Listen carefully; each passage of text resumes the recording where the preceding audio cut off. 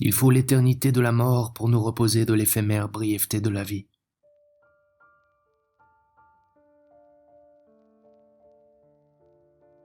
La vie, le temps bref d'un long désastre.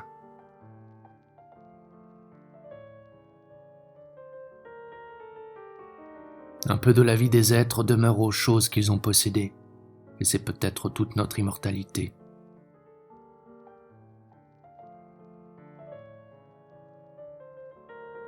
Ce qu'il y a d'un peu délicat dans l'homme ne sympathise qu'avec des fantômes et des ombres.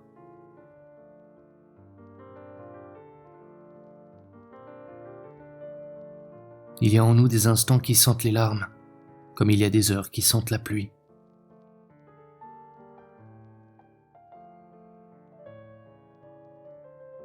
Nous vivons aux dépens de nos songes, nous songeons au détriment de notre vie.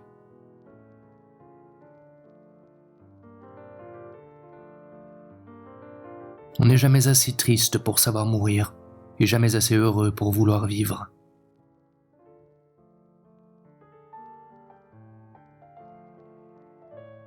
Les lieux que nous allons quitter ont une magie singulière.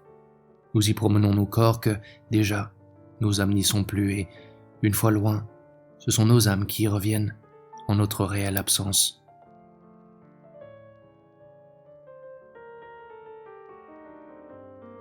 L'homme se croit une énigme et n'est peut-être qu'un rébus.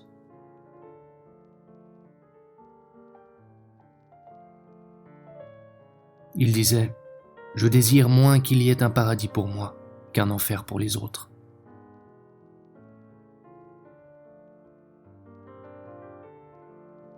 La vie est si médiocre que l'on se demande si nous n'en avons pas que l'envers.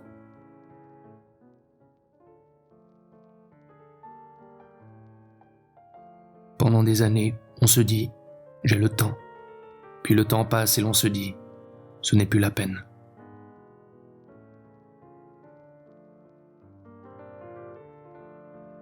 P me demande « qu'as-tu fait ?»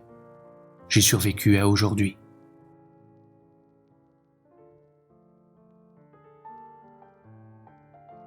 Il y a dans chacun de nous des choses secrètes, des impressions obscures, profondes, qui sont comme les restes d'une existence antérieure ou les amorces d'une vie future, une sorte de poussière psychique, cendre ou graine, qui se souvient ou qui augure.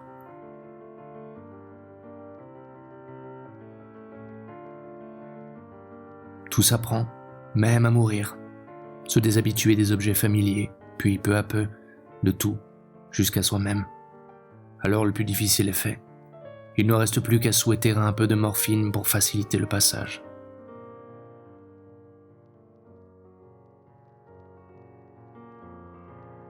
Vivre à Villy.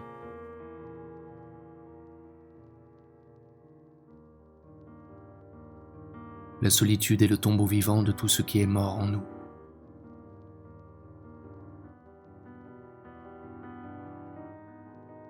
Les hommes s'apparaissent les uns aux autres, plutôt que bêtes ou méchants, absurdes. Le fond des rapports qu'ils ont entre eux est une incompréhension mêlée d'un peu de mépris.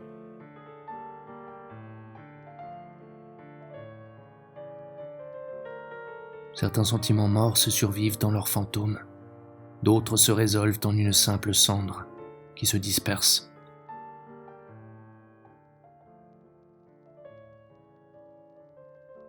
La médiocrité de nos pensées ne nous convainc pas plus de la médiocrité de notre esprit que l'inutilité de nos actions ne nous persuade de la vanité de la vie.